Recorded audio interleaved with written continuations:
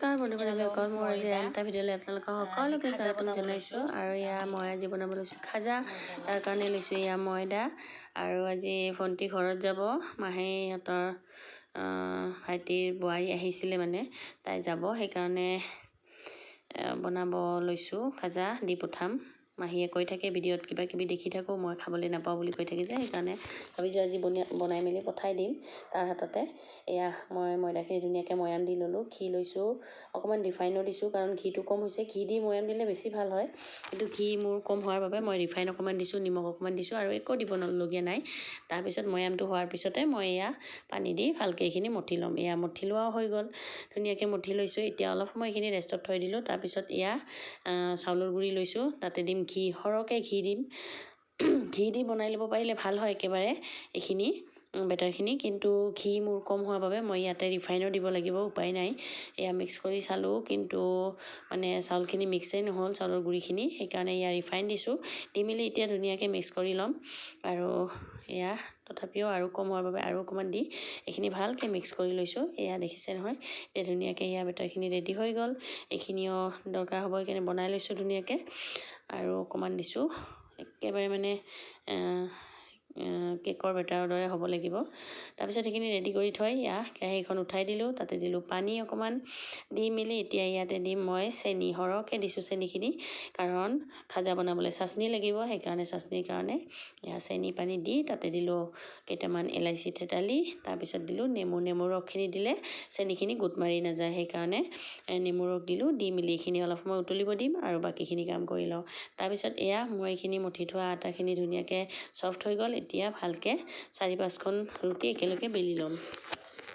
তাৰপিছত বনাই আছোঁ, আৰু আপোনালোকে এনেকৈ ট্ৰাই কৰি চাব। আলহী আহিলেও দিবলৈও ভাল, সোনকালেও হয়, খাবলৈও টেষ্টি, মানে খাবলৈ বহুত ক্ৰিস্পি হয় আৰু মানে ভাল লাগে আৰু বহুত খাই ভাল লাগে। আৰু ঘৰতে বনোৱা, যিহেতু ঘৰত বনোৱা বস্তুটো আৰু ভাল লাগে খাই, সেইকাৰণে। আৰু মাতটো একেবাৰে বেয়া হৈ আছে, গলটো কাহ হৈ আছে বহুত, তথাপিও দি আছোঁ ভিডিঅ'। আৰু এইফালে বান্ধৱীজনীও আহিলে, কি বনাইছোঁ বুলি সুধি আছে। আৰু এনেকৈ আমি কথা পাতি ধুনীয়াকৈ এনেকৈ বনাই আছোঁ। আৰু বাহিৰতে ৰ'দ পুৱাই যিহেতু ঠাণ্ডাৰ বতৰ, ঠাণ্ডাৰ দিনত মানে এনেকৈ বাহিৰত ৰ'দ দিলে যে ৰ'দত বহি কাম কৰিও ভাল লাগে, সেইকাৰণে ৰ'দতে বহি লৈছোঁ। আৰু তাৰপিছত মই যে সেই বেটাৰখিনি বনাই থৈছিলোঁ, এখন ৰুটি বেলি লৈ তাৰ ওপৰত মই বেটাৰখিনি দি লৈছোঁ। আৰু এখনৰ ওপৰত এখন মই দি যাম ৰুটিখিনি, 5খন ৰুটি, কিন্তু মই 5খন নিদিওঁ, ইয়াতে 4খন দিম। বেছি ডাঙৰ নকৰোঁ মানে, সেইকাৰণে সৰুকৈ কৰিম যিহেতু, সেইকাৰণে। আৰু ইফালে বান্ধৱীজনীয়ে কিবা কিবি কথা পাতি আছে, হাঁহি এনেকৈ হাঁহি ধেমালিৰ মাজত কামবিলাক কৰি থাকিলে যে সোনকালেও হৈ যায়, কৰিও ভাল লাগে এনেকৈ। সেইকাৰণে সিহঁতে আহোঁতে আৰু মোৰ ভালেই লাগিলে, এনেকৈ কথা পাতি এনেকৈ কামটো কৰি গৈ আছোঁ। আৰু এখনৰ ওপৰত এখন দিছোঁ আৰু সেই বেটাৰখিনি লগাই গৈছোঁ। এইখিনি লগাই নগ'লে আকৌ খাজাটো ভাল নহ'ব খাবলৈ, সেইকাৰণে। আৰু এনেকৈ দি মেলি এতিয়া মই ধুনীয়াকৈ ৰ'ল কৰি ল'ম। দেখিছে নহয়, এনেকৈ ৰ'ল কৰি লৈ কটাৰীখন লৈছিলোঁ কাটিবলৈ, কিন্তু অসুবিধা হয়। সিহঁতে আকৌ হাঁহিছে, তই বোলে ভিডিঅ' বনাব লৈছ আৰু বোলে এখন চাকুও নাই, ধুনীয়াকৈ নাইফো নাই এনেকৈ কাটি ল'বলৈ, এনেকৈ কৈ আছে। তাৰপিছত আৰু কি কৰিম, উপায় নাই। তাৰপিছত নিমকি কাটাৰটোকে লৈ নিমকি কাটাৰে দি এনেকৈ ধুনীয়াকৈ কাটি লৈছোঁ। নিমকি কাটাৰ দি কাটিবলৈ ভাল, কিন্তু মোৰ নিমকি কাটাৰখন বেছি সৰু কাৰণে, মানে নিমকি কাটাৰটো আৰু সৰুৱে লাগে, বেছি ডাঙৰ নালাগে। সৰু হোৱাৰ কাৰণে অলপ কাটিব অসুবিধা হৈছে, একো নাই, কাট খাই গৈছে ধুনীয়াকৈ। এনেকৈ কাটি মেলি গোটেইখিনি ৰেডি কৰি ল'ম। আৰু আপোনালোকে এনেকৈ ট্ৰাই কৰি চাব। দেখিবলৈ কিন্তু এতিয়া ইমান ভাল লগা নাই, যেতিয়া ভাজিম তেতিয়া দেখিবলৈ ধুনীয়া লগা হয়, কাৰণ এইখিনি ভালকৈ ফুলৰ দৰে মানে মেল খাই যায় যে, তেতিয়া আৰু ভাল লগা হয়।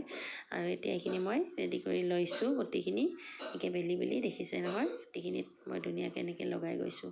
আপোনালোকেও এনেকৈ ঘৰত ট্ৰাই কৰি চাব, একদম সোনকালে হয়, সময় নালাগে বনাবলৈ।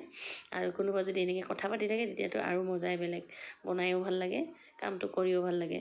সেইকাৰণে সিহঁতে আহোঁতে মই বিৰাট ভাল পাইছোঁ, মানে একদম সিহঁতৰ লগত কথা পাতি একদম ধুনীয়াকৈ মোৰ কামটোও হৈ আছে। ইফালে আলহী যাব যিহেতু, তাৰ কাৰণে ৰেডিও হৈ আছে, গোটেইখিনি একেলগে হৈ আছে। আৰু সেইকাৰণে ভাল লাগি আছে, আৰু হাঁহি ধেমালিৰ মাজেৰে ধুনীয়াকৈ বনাই লৈছোঁ গোটেইখিনি। প্ৰথমৰখিনি অলপ ডাঙৰ হ'ল, এইবাৰৰখিনি মই অলপ সৰুকৈ কাটিছোঁ।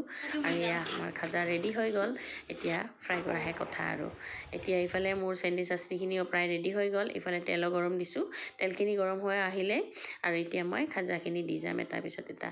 আৰু গেছৰ ফ্লেমটো পাৰিলে কমাই ৰাখিব। প্ৰথমতে গৰম কৰি ল'ব, লৈ মেলি যেতিয়া খাজাখিনি দিব তেতিয়া গেছৰ ফ্লেমটো কমাই দিব, যাতে ভিতৰৰ পৰা সিজি আহে ধুনীয়াকৈ। ভিতৰৰ পৰা ক্ৰিস্পি হৈ আহিলেহে খাই ভাল লাগিব।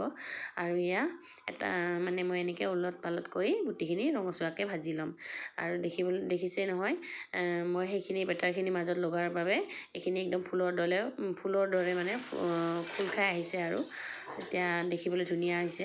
এয়া দেখিছেই নহয়, এতিয়া মই গুটিখিনি এনেকৈ ভাজি ল'ম আৰু এয়া ৰেডি হৈ গ'ল। দেখিছে নহয় খাজাখিনি কিমান ধুনীয়াকৈ। এতিয়া আৰু খোৱাহে কথা, আৰু খাবলৈতো বহুত টেষ্টি হয়।